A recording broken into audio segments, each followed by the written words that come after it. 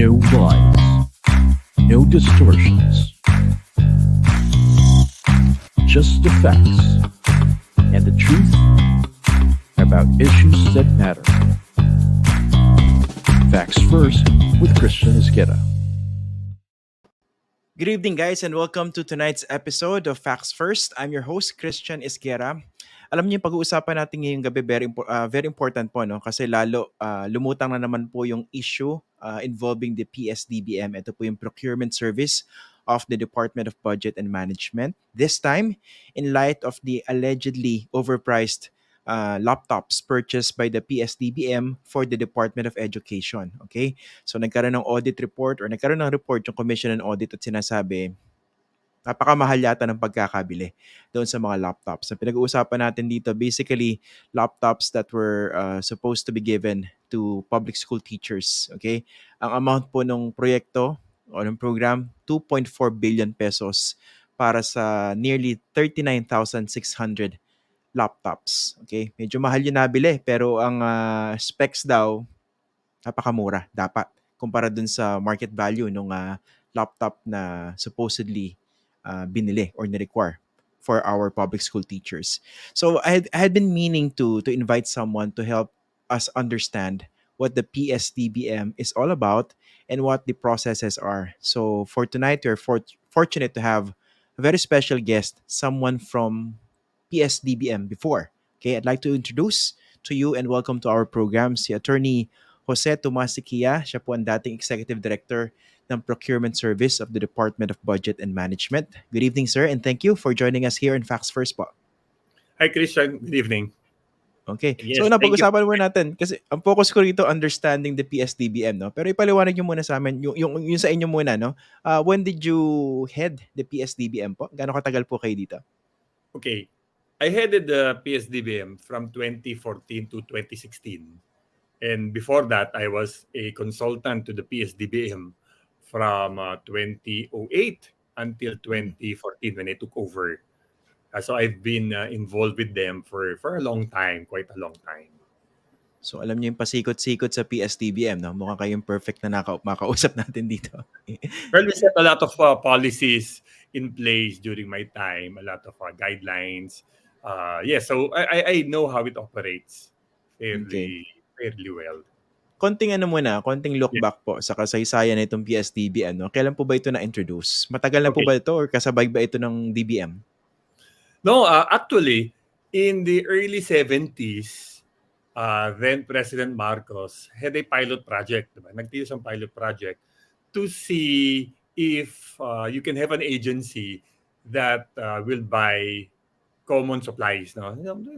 Parang to see the economies of scale.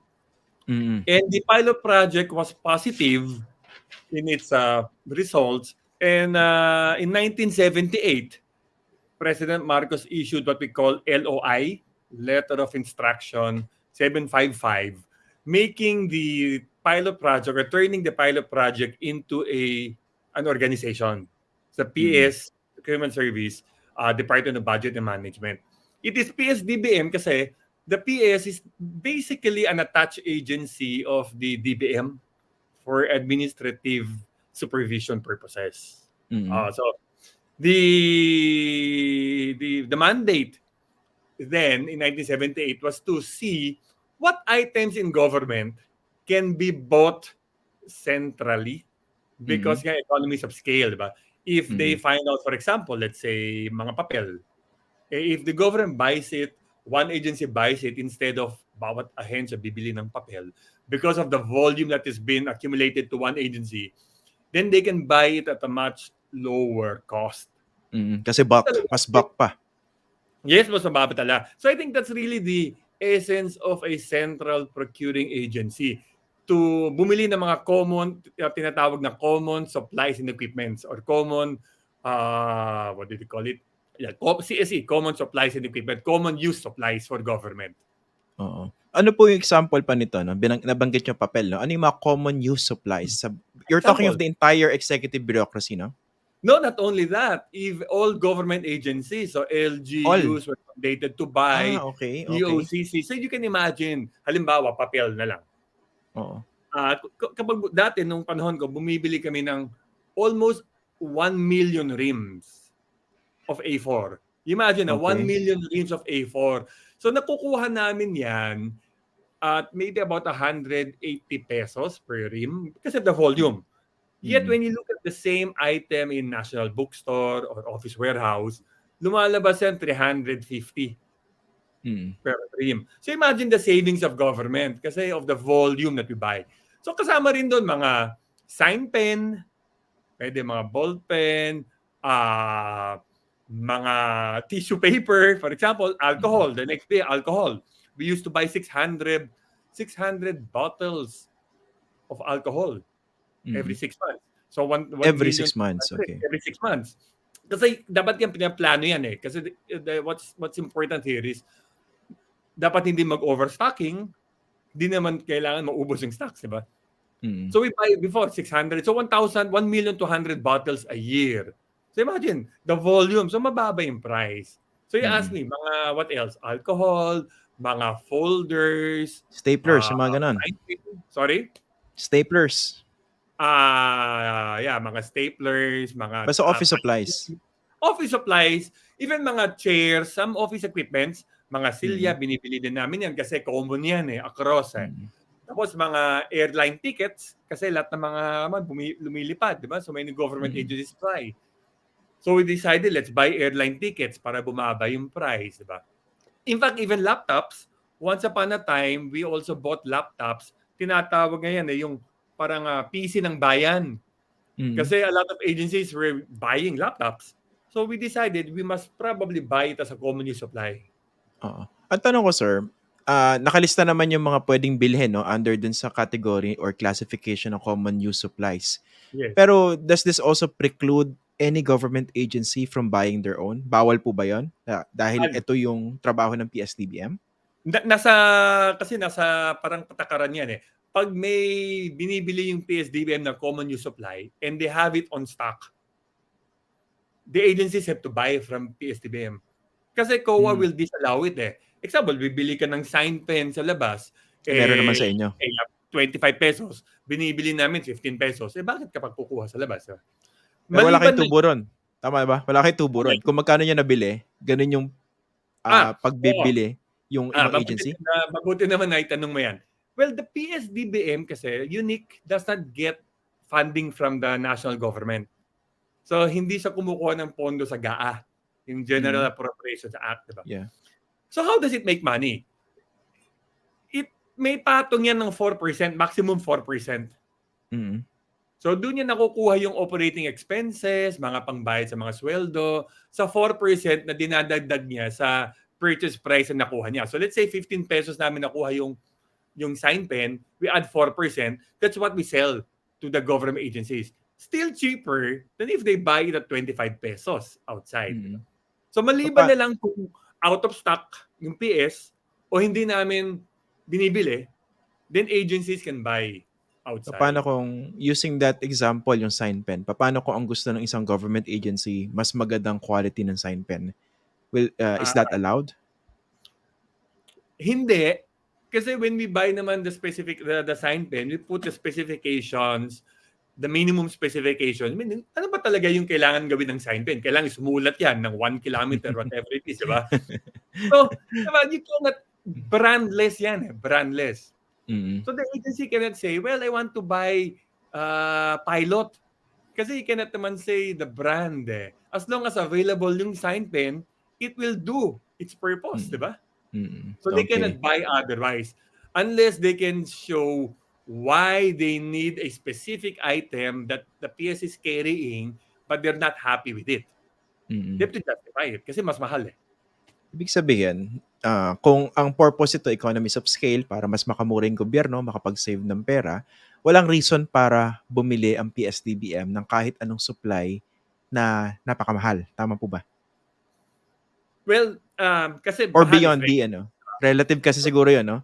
Yeah. But tama yan in the sense that before we buy, we do the first step is they do a market study. They have to look, ano ba yung cost ni isang item sa before we had the formula for that. Every item, we look at what is the cost in the internet price. Kasi yung cost of doing business sa internet siguro mas mababa. Well, what is the cost of an item sa mga mainstream na tindahan? Mga national bookstore, mga office warehouse, for example. So magkano yan? Then magkano naman kung sa mga, let's say sa Binondo? Diba? Then yung last buying price namin. Then we have a formula for that para the price will not be very far from the mga retail price. So that's how we do it. And then, because of the volume, we expect that the price that we set will even go down. Kasi volume buyer kami, di ba? So let's say a single unit is 25 pesos. When you buy in volume, dapat bumaba yan. Kung tumaas yan, hindi namin kukunin yan. Something is wrong, di ba? We set a ceiling. We set the ABC. Oo. Pero syempre sa laki ng responsibility ng PS-DBM, it can also be prone to corruption or yung mga gustong In fact, that's mang-areglo, di ba? true. In fact, that's true. That's why unique yung PS-DBM among all government agencies is that when the PS-DBM was set up in 1978, very clear sa instruction ni President Marcos na no permanent employees. Lahat yan contractual. Siguro, the thinking was, because if anybody makes corruption, it's easy to remove people kasi contractual eh. At the end of the service, tanggalin na, di ba? Hindi na i-renew. Kasi kapag civil service yan, kahaba-haba yan, di ba? Dadaan ka pa sa Civil Service Commission, may proseso yan, di ba? Maybe because of the sensitivity of the job, ayun, so contractual lahat. So if you did something wrong, the next year I will not renew your contract. Gaano kalaki yung opisina na ito po? When I was running the PS-DBM, I had 367 staff. Kasi we had also warehouses. We had about 27 depots around the country. And then we had the main depot, the main office sa may Manila. So in short, yung PS-DBM, kung ikukumpara sa isang school, sa isang kumpanya, parang ito yung purchasing office. Tama po ba? Para centralize lahat ng kailangan bilhin ng iba't ibang sangay. Kunwari ng school o kaya ng kumpanya. Yes, but if you can imagine, centralized office of the entire government. Entire government. Nagulat ako, pati pa LGU kasama. LGU, kapag if we carry it, kailangan bumili sa amin yung LGU, yung school. Judiciary, legislature kasama? Judiciary, legislation. And dati, the Senate buys from us paper, mga sign pens. The Supreme Court used to order mga legal size, mga sign pen. Lahat. Basta karga namin, kailangan they have to buy it. Why? Because, di ba, why will they buy more? Why will they buy by themselves? Mas kaunting bibili nila, di mas mahal. Oo, tama. So, at saka masisilip sila, di ba? Masisilip sila ng COA. Kasi why pay more? But the whole thing about government is we must use the funds effectively, efficiently, and judiciously. Diba? So dapat kung may mura na maayos naman yung okay naman yung quality, you have to get it from the PS-DBM. Okay. Ito pag-usapan natin, sir. Ito yung latest controversy, no? Kasi last year talaga nagkaroon ng series of Senate hearings regarding the allegedly overpriced medical equipment or supplies, pharmacy, no? Ngayon naman, bumalik na naman yung issue. Dahil ito overpriced daw yung yung laptops. So 2.4 billion yung pondo para sa almost 39,600 laptops. Nabili for 58,300 each.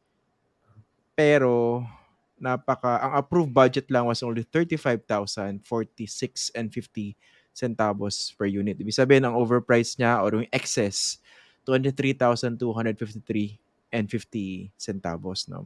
On face value, ang tingin dito ng mga tao, anomalous agad, no? Kayo ba as someone who used to work there or who used to head the office, ano bang basa niyo rito? Well, again, on face value, parang allegedly overpriced, diba? But I think what's important is to look at the details, diba? When they did the price monitoring, diba? Let's say 36 yan, sabi ng Dept, 36,000. How come hindi sila makahanap ng 36,000 sa merkado? 39,600 almost. 39,000. What they should have looked, ano ba yung mga available? Because sa amin dati, if we buy that much, 60,000 units, 30,000 units, we talk directly with the manufacturer. Okay. Hindi kayo dadaan sa mga suppliers. HP, kasi of the volume we ask them, pwede ba, can you, they will custom make one for you if they can because of the volume. So we'll ask them, HP, kaya ba ng HP ito? O kaya ba ng Lenovo? So we will have to do a market research with the manufacturers. Now, kung ayaw nila, o kaya, they'll say, hindi kami magbibid because you have to do it through our distributors. Then we will then ask them, what is the fair price? So we'll come up with a market study first on what the price is. And then once we have that, that's the only time we can begin bidding. Now, the thing with the chips, with these laptops, I don't know kasi, di ba may balita noon na nag-shortage ng mga chips. So I don't know if that affected the pricing. Di ba? Kasi if it affected the pricing, then definitely maybe there was no supply. So alam mo naman, supply and demand kasi yan sa amin If there is a strong demand but the supply is very minimal, itataas yung price. So I don't know if the shortage of chips before, di ba nasa balita yan Taiwan had a shortage, Foxconn, the major manufacturer of chips, had shortage. So I don't know if that timed with it. Now, let us say hindi yan issue. No shortage. Then I can say that yes, kasi before in 2014 we used to buy laptops Celeron and we used to pay we only used to pay 14,000 to 18,000 pesos per laptop kasi there was a program before tinatawag na MITHI, MITHI. Parang it was meant, I forgot what it means, but it was meant to so that we buy all of these laptops and then the agencies buy from us na lang. So it's quicker. When they need it, they just get from us. Hindi na sila magbe-bidding kasi yung time element. And we used to get it for 14,000 to 18,000 pesos if I'm not mistaken. So if I just compare that to the laptops now na Celeron din, yeah, I would say, but ang mahal. Murphy's Law, di ba, technology, the price goes down every 6 months. Supposedly. No? Nagiging obsolete yung iba. Nagiging obsolete. Especially Celeron is one of the cheapest chips available, no? Kasi that's really for the low end. So kung ganyan lang, then okay, I can say probably something is questionable. But again, I don't know kasi kung baka supply and demand came in Hindi, tsaka fair ba na for example, kasi ito yung observation ng COA, no? Fair ba na ikumpara right away yung purchase price based on the contract doon sa market value current nung same specs and same laptop? I think that's a good gauge to begin with because then they will have to say what made it jump double.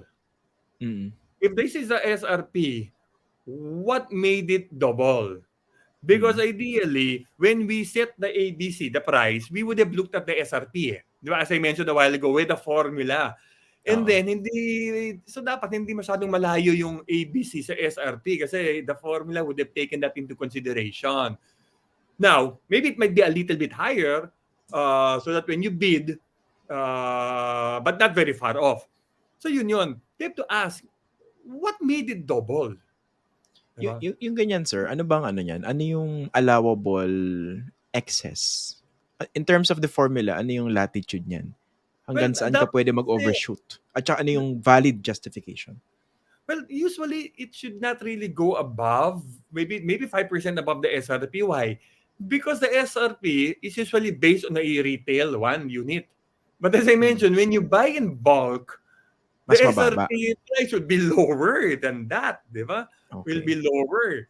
So the SRP will be a good gauge, but it's only one of those entry into the formula. But the price should not go very far from the SRP. Maybe 5% above.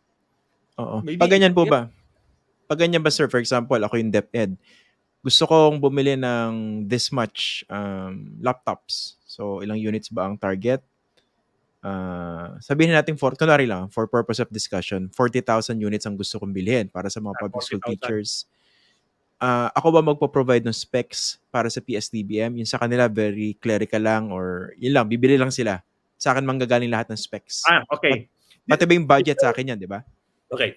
The way it works, kapag the PS-DBM kasi, the main mission mandate is to buy common use supplies. In this instance, the DepEd, while it is a computer and the computer can be a common use supply, but I think the budget here was DepEd budget. And therefore, it is treated as a non-common use supply. In effect, the PS acted as an agent for the DepEd. When the PS acts as an agent for the DepEd, the specifications and quantities come from DepEd. Kasi DepEd yung end user eh. So DepEd will tell you, gusto namin itong specification, Celeron, yung memory ganito, diba? Whatever it is, diba? Then they would have done a market study na ito yung pricing. So DepEd would have done its due diligence. So tama nga siguro. They came out with the specs. Celeron, ito pricing 36,000. When they pass it on to the PS-DBM, what the PS-DBM does is they do a second review. Tama nga ba itong mga specifications? Baka naman this no longer exists in the market. Kasi minsan gano'n eh. Yung gusto ng isang ahensya, pag tinignan ng PSDB, wala na, obsolete na yan, di ba? So they look at it, then they validate, okay, existing pa yan. Then they look at the pricing to make sure na hindi masyadong overpriced. Kasi nung araw, maraming incidents na nag-overprice yung galing sa ahensya, di ba? So kuwawa na yung PSDBM kung sumabog yan. So they will review it again to see kung tama yung price. But in this instance, the PS-DBM was the one that said masyadong mababa yung price. Diba? So I don't know what did they see that the DepEd did not see at the time, diba? So ito, basahin ko yung yung paliwanag kasi sumagot yung suppliers eh. One of the things that they mentioned, sabi ng SunWest Construction and Development Corporation at saka ng LDLA Marketing and Trading Incorporated, the public should also note that the Dell Latitude 3420 laptops delivered to the government were custom built direct from the factory and according to the requirements needed by DepEd and therefore cannot easily be equated to a regular off-the-shelf consumer unit. It is inaccurate and unfair to say that the offered price is for the laptops alone. Ano ba yan? Valid ba yan ganyang paliwanag? I would say when we even bought before yung mga sa MITI programs na maybe it's not something that you can say off the shelf. Tama naman yan kasi custom built. But then we would look at what are the essential components of the computer. The chip, the motherboard, the chipset, okay? And then of course yung mga peripheral, yung mga memory and how big the memory is and all of those, diba? So when you look at the component parts of that, you can compare immediately the key components with what is available outside. Now, what will only change probably is the casing. Kasi minsan gusto ng gobyerno, kahit nahulog yan, hindi magka-crack. So rubberized and all of those. So it becomes special. Diba?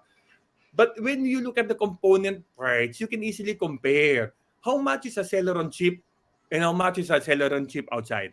How big is the memory? Terabytes ba pinag-uusapan natin? I don't know, but I'm just guessing. No? Terabyte to terabyte pa yan. You can come out naman with the costing how much per terabyte. Tapos i-multiply mo na lang yan, di ba? So I don't think, so if a basic unit na with some differences is let's say 18,000, then you have to see now, from 18,000 to 60,000 or 58,000, what made it that big? What is the unique feature that the government laptop has na wala dun? Sa isa. Kasi whether it's custom built or not, because of the quantity, matutuwa yung manufacturer na yan. They will lower the cost of doing business for them, di ba? Kikita so sila. Yun lang, no? You have, it's easy to compare when you break down the principal components of the laptop. Dito naman sir, sino yung kunwari ako yung ahensya, no? Ako yung DepEd, ito yung gusto kong bilhin, dadaan ako sa PS-DBM. Sabi nyo, meron ba on stock? Either on stock or common siyang binibili ng PS-DBM, tama ba? Yes. Okay. So, ang magbi-bid out nito yung PS-DBM, tama ba? Tama. Kasi naging ahensya ng DepEd yung DBM. Parang naging agent. Kasi ang paliwanag naman dito, competitive daw yung bidding. Di ba? Sabi ng suppliers. Paano? Sa akin kasi pwede rin kasing competitive yung bidding, no? Pwede siyang relative. Actually, that's true. But let's say let's have a malicious mind. first, Mm. if I may. Hypothetical po 'to pinag-uusapan namin, ha? We're not, Hypothetical, imputing any motive, oo. Let's say Oo. the SRP is 20,000 or Mm. 30,000, yung the one of the Dept. Now, if I put it up to 60,000, the agency puts it up to 60,000, then I can Mm. bid it out. Then of course, maraming sasali yan. A, B, Mm. C, D, E. May mga disqualify, di ba? But since my ABC is 60,000, Mm. SRP is 30,000, a bidder will bid above the SRP. But Oo. legally, he's below the ABC. So legally, it's a valid tender. Kasi sasabihin niya, hindi ka naman kasalanan na 60,000 yung nilagay mong SRP. Oo. Bakit ko i-bid ng 30,000? Sayang Yun nga naman yung makikitain ko doon. Bibid ko 58,000. I'm still Oo. below the ABC. So legally, it's correct. Oo. It's not illegal from the bidder's point of view. May mga sumaling ibang bidder na disqualified. So the process is okay. But Mm. can you say now, legal yan? Well, you have to begin with the first. Was the ABC set correctly? Mm. Yun Is nga it yung point ko, good? nung sinabi ko kaninang pwede siyang relative, no? Pwede nagkaroon ng Oo. competitive Oo. bidding, pero yung pinagmulan, kumbaga yung baseline, baka yun yung rigged. Ang taas-taas kasi. Oo. But everybody, from the private sector's point of view, hindi ko kasalanan yan eh. Kayo nag-set ng ABC. Sumali lang ako. Diba? Dito ba, technically, pwede mo areguluhin dito yung PS-DBM, di ba? Kung gusto mo Well, i-corrupt yung sistema, ang kakausapin mo PS-DBM. actually, there's supposed to be check and balances eh. So the back is supposed to bid, and then the head of the procuring entity, kapag nakita niya na some processes were not followed, let's say hindi nga nag-market study, or the price is way above the SRP, the solution there is they don't award the contract. Kasi it's in the law, it is no longer economically feasible for government. Yun lang, siyempre, makakancel, walang laptops, di ba?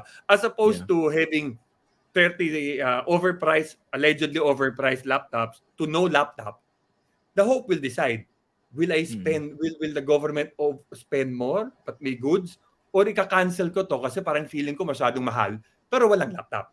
So Oo. yun ang Although magiging ang diba? sabi ng suppliers, na-deliver naman daw lahat ng mga laptops that they were supposed to deliver. Ang isa pang tanong ko, Yeah. isa pang tanong ko rito, kasi may mga nagtatanong din eh, ano bang kinalaman ng isang, mga nito? Yan, Construction and Development Corporation doon sa Okay. pagsusupply ng laptop. I don't know. I'm Is that not, I'm also, not following the hindi, news. pero as a rule, tinitingnan ba dapat yan ng PS-DBM? Kunwari, gusto If mag-branch out ng isang kumpanya na wala naman siyang direct track record doon sa pagsusupply ng isang particular item na gusto nga bilhin. I suspect nag-joint venture yan. Because Mm. tama ka, Christian. A construction company, what does it have to do with supplying of computers? In fact, there are very many other computer companies and distributors na talagang decades na they supply computers. Okay. So, kung a new company, let's say a construction company, gustong sumali, wala naman siyang track record, magjo-joint venture yan. That's why I think if I'm not mistaken, you mentioned 2 names, 3, baka 3 names yan, nag-joint venture yan. So, isa sa kanila, siguro may track record, nag-supply na siya dati sa private sector or government, I don't know, di ba? But definitely, you need to have a track record. One of the companies or the bidder kasi has to have a single largest contract, what we call it. You must have proof that you previously supplied, let's say this is worth 2.8 billion. You must have at least a contract worth 1.4 billion in the past. Before. Or if it's too big, the government sometimes allows you to have 2 contracts totaling 1.2 billion. That is the proof that you have the capability of supplying such goods. Diba? So malamang the construction company, since wala siyang record siguro, baka nag-JV yan. Joint venture. Joint venture. Kasi yan din ang issue last year sa Pharmaly, no? Sinasabi nga ng mga senador, laway lang ang puhunan. Kasi wala naman siyang track record, napakaliit ng capitalization, pero it bagged a humongous amount of contract. Okay. Yun nga. Yun. The Pharmaly, I think, it's hard to make kasi parallels with that. The Pharmaly was bidded out using the Bayanihan Act. During the pandemic. So, it wasn't 9184. So the process in the Bayanihan Act is not 9184. May public bidding din pero allowed kang emergency contracting doon. So it's a bit different, di ba? But Dahil again, sa urgency. both are the same, di ba? I Mm. think these laptops probably maybe is GAA funded, hindi Bayanihan Act. So yan, 9184 yan. That's 9184 is the procurement law. RA 9184. Diba? Oo. Pero yun nga, for example, sa formally, so dapat ba yung PS-DBM talagang binusisi kung meron bang track record itong isang kumpanya na gustong pumasok sa napakalaking kontrata sa gobyerno? Well, that's a basic principle kasi sa ating procurement law that those who bid must have the financial capability. So meaning when you look at the net worth, liabilities minus asset minus liabilities multiplied by a factor, dapat he has a financial muscle para alam mo naman na hindi yan tatakbo. Two, dapat may track record yan in the past kasi that's the only way by which you know he can fulfill it. Di ba? Because you want to know beforehand na this company will be able to succeed in supply. Hindi yung pwedeng, anyway, kung hindi siya mag-perform, hindi namin babayaran, that's not the whole point of bidding, di ba? Na no damage. May damage yan. Why? If a company doesn't deliver, lost opportunity for government yan. The services cannot be delivered. Ba? So yung argument na, anyway, kung hindi nag-deliver, hindi namin babayaran yan. That's not an argument. Because technically, government lost. Di ba? Executive time na lang, lugi ng gobyerno doon, di ba? So kailangan yan, may financial capability, may legal eligibility, you must have a track record, dapat may mayor's permit ka, nagabayad ka ng buwis, tapos may technical capability, may track record ka. Na talagang ito yung business mo, nakaka-deliver ka ng mga ganyan klaseng mga goods in the past. Okay. Tapos doon sa paliwanag nyo kanina, basically there are two lines of defense in terms of two agencies involved, no? Yung nagpapabili at saka yung PS-DBM. Diba? Two lines of defense dapat yun.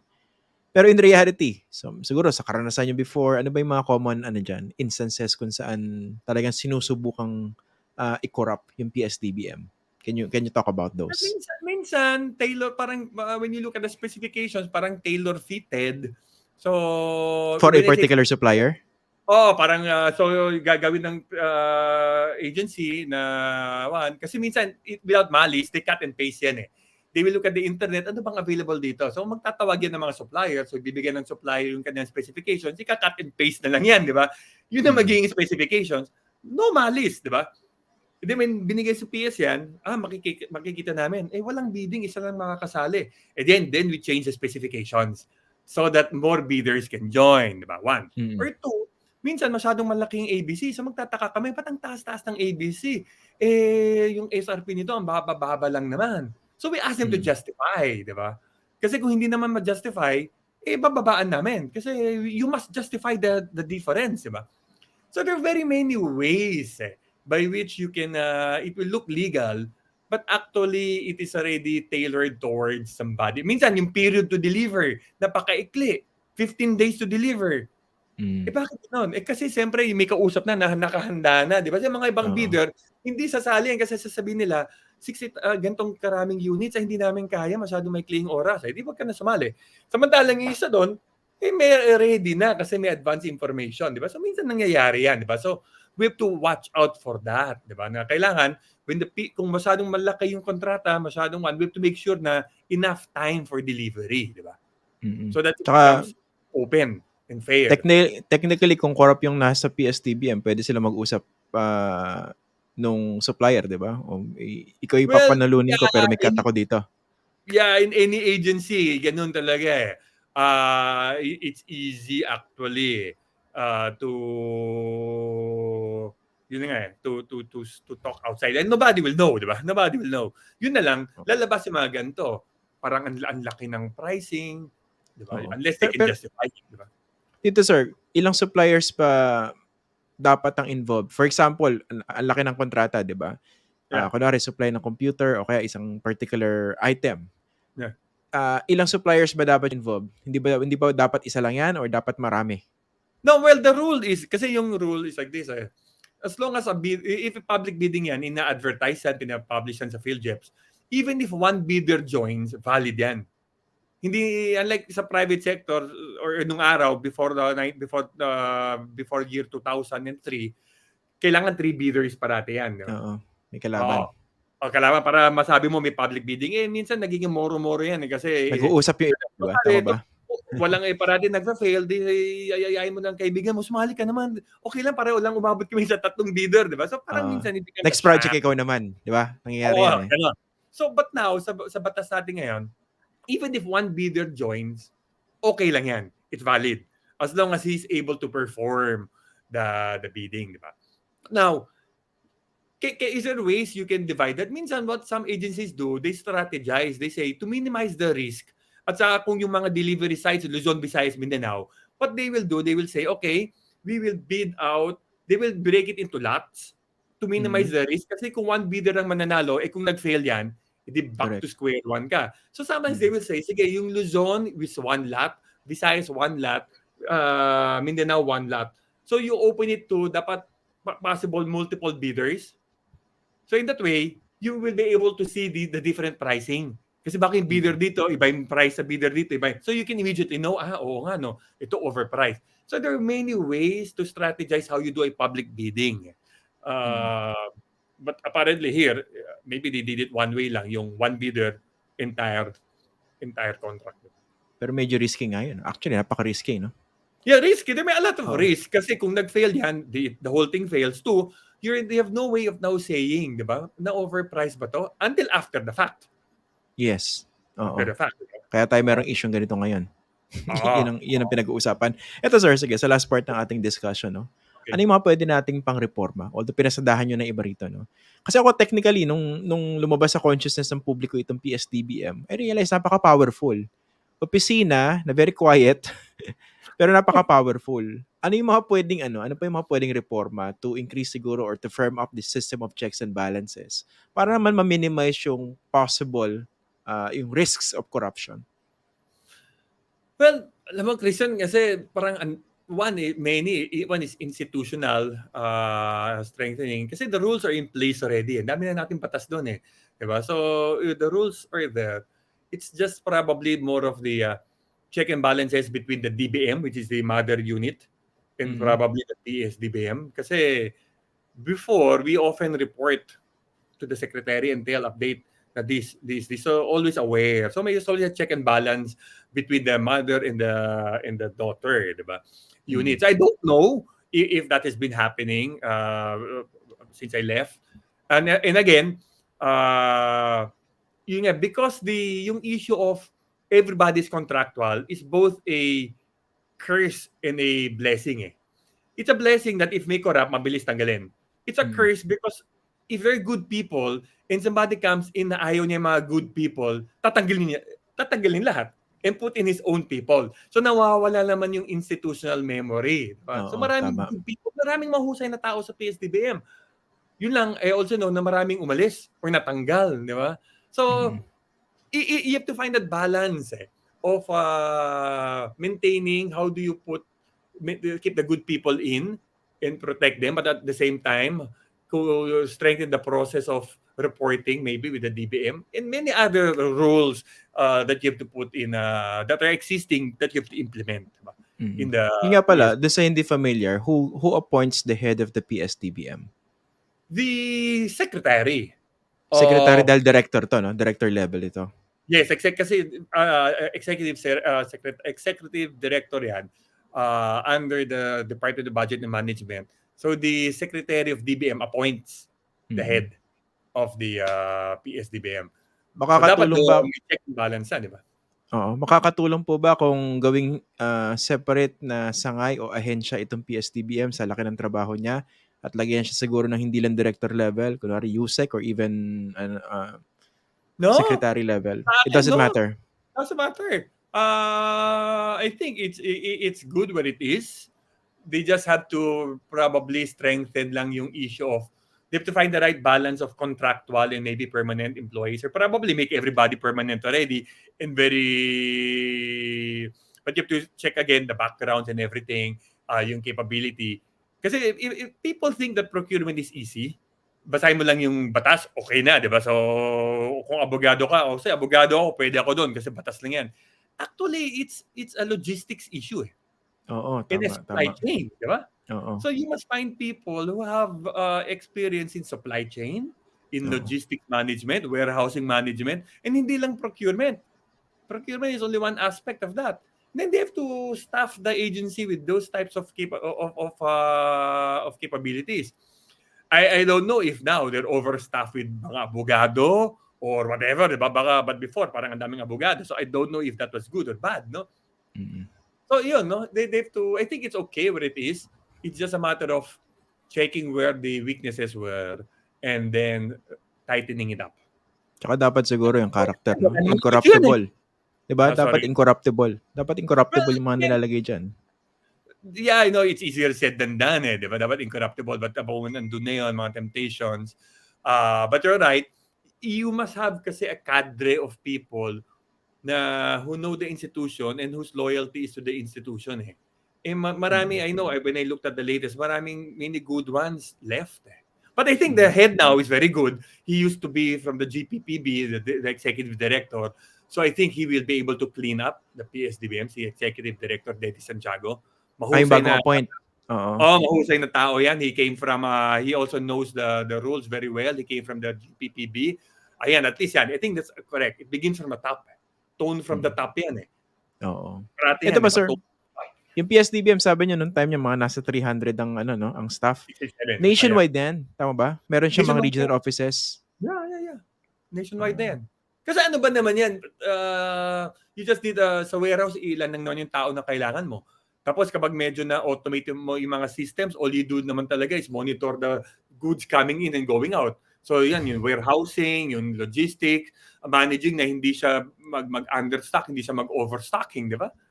So you Ito, don't sir, need a lot of people. I hope you don't mind me asking. Nung time nyo, ano yung mga naalala nyo siguro mga serious Okay. Sige. efforts to corrupt you? Ano yung, tsaka ano yung, I don't know, but I'll tell you some of the issues that arose, pero buti na lang talagang wala namang issue, diba? Yung Mahindra. Naalala mo yung mga okay. Yung sa PNP. Panahon ko yun eh, kami bumili niyan, di ba? But when we submitted all the documents doon kay Senadora Grace po at saka yung Juan, they saw naman na talagang the pricing and everything. In fact, we even amended the rules to allow it to be more competitive para Toyota can join. Yun lang nga, talagang mababa yung ABC, 800,000, di ba? Toyota was higher than that, so Mahindra lang mababa. But the specifications were general. Any car company could join. So hindi walang nothing happened, di ba? After that, nung nakita lahat na above board naman lahat, edi nothing happened, wala nang issue, di ba? Although So I ginamit think siya for propaganda purposes after, no?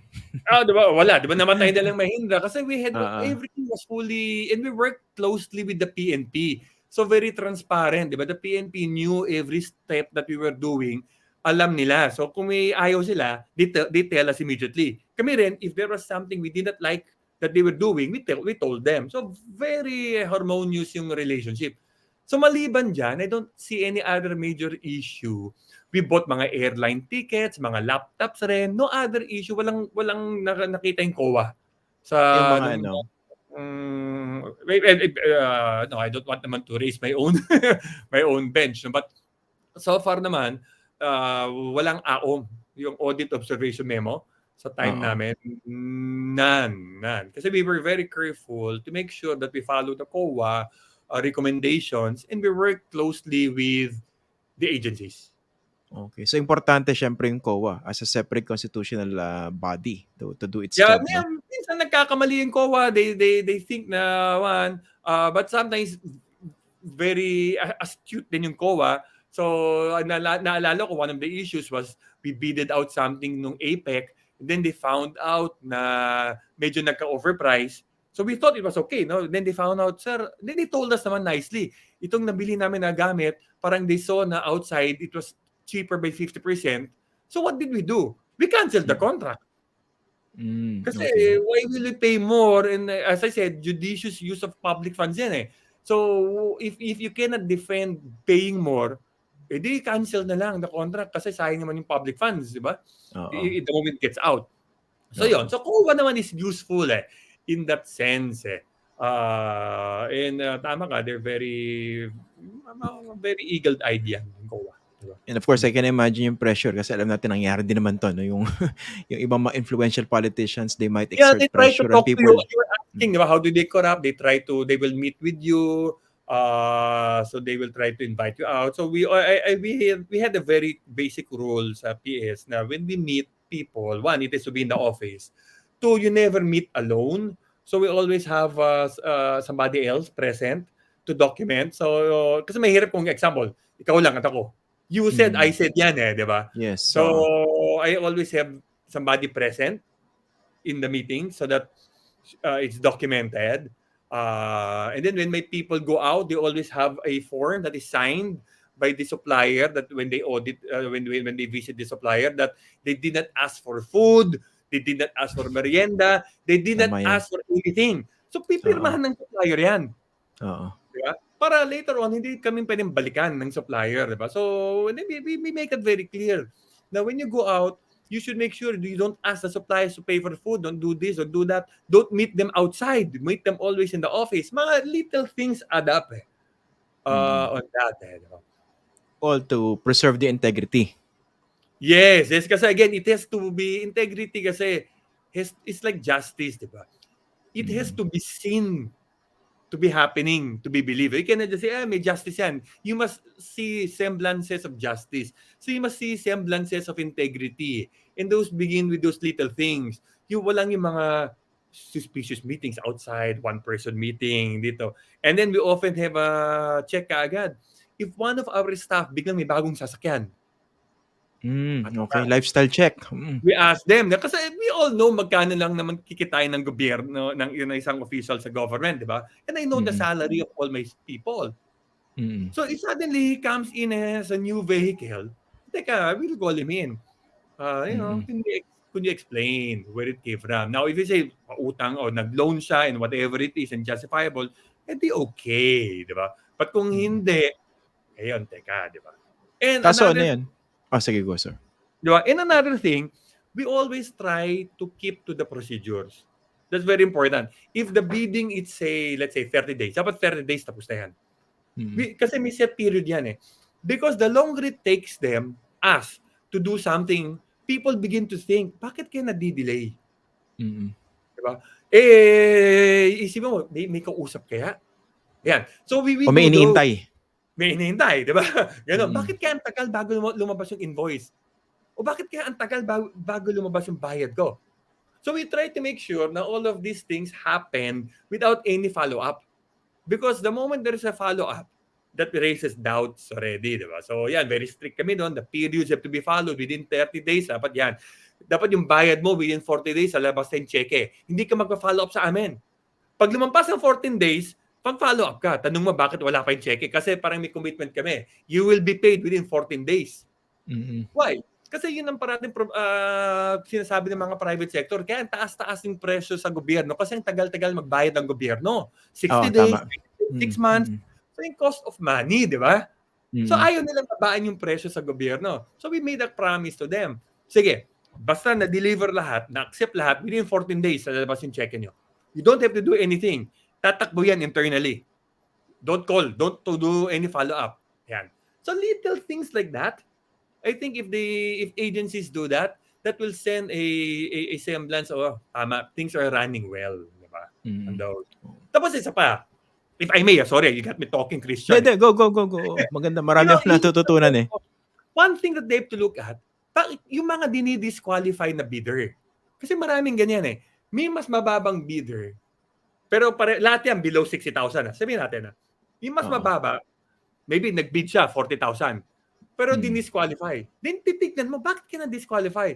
Ay, nakalimutan niya mag-initial ng isang pahina. At teka, that's a budge. Diba? You have to think already. Is that valid? Are you going to pay now 20,000 more because the initial was missed out? So minsan, mga small technicalities, they disqualify bidders. When actually, hindi yan ground for disqualification, but nobody knows. So, okay, disqualified ako. Sige, disqualified. Kaya yung nananalo, yung mas mahal. But still, below the ABC. So, technically legal, di ba? So, even yung mga ganon... I'm going to use my malicious mind, sir. Sorry. Okay. So, kung kung corrupt yung nandun sa opisina, pwede ba niyang walain yung isang pahina at sabihin, disqualified ka kasi kulang yung sinabit mo? Hindi, kasi open naman yan, public bidding. So, meaning, naka-one naman yan, people watch it. Naka-upload. But what they can do, they can be overly strict. Okay. So, meaning, ang daming mga requirements na hindi naman kailangan. So, you miss one, kasi sasabihin na, lahat ng mga resibo kailangan kasama doon. Siyempre, tight deadline yan. So, baka you missed one. Samantalang yung preferred bidder had time to prepare. Diba? To prepare. Ikaw naman, last minute mo nakita, yan, you miss one page ng isang dokumento, di-disqualified ka. So, there are many ways. Diba? Ang dami So, palang pwedeng gawin, no? Oo, tama. so we used to be very careful. We said, you must disqualify only kasi talagang they don't meet the technical specification. Let's not try to disqualify people because they miss one initial, they miss one page na hindi naman essential, di ba? Kasi yun, magiging badges of fraud yun, of corruption, di ba? Baka may pinapaboran. Kaya pinapahirapan mo yung mga iba. Okay. O sige, Attorney Tom Syquia, maraming salamat po sa paliwanag. Ang dami po namin natutunan dito. Thank you sa pagtsatsaga nyo. Salamat at nahanap ko kayo. Anytime, Christian. Okay. Sir, maraming salamat po and thank you for joining us tonight on Facts First. Okay. Thank you, Christian. Stay well. And to your viewers, stay well. Okay. Ingat din po. Ingat po. Bye. Okay. So, yan po si Attorney Tom Syquia. Pinaliwanag po sa atin yung proseso sa PS-DBM, pinaliwanag yung mga possible cases of corruption, at yung kahalagahan ng integridad at pagsunod doon po sa proseso. Sana po mas naintindihan nyo kasi yun po yung goal natin dito for this particular episode. Ipaintindi sa inyong lahat, pati na sa akin, na mas malalim kung ano ba talaga yung nitty-gritty ng trabaho ng mga nandoon sa PS-DBM o yung Procurement Service ng Department of Budget and Management. So, ayan po. Maraming salamat for joining us tonight. And again, I hope marami po kayo napulot sa ating episode. Thank you po.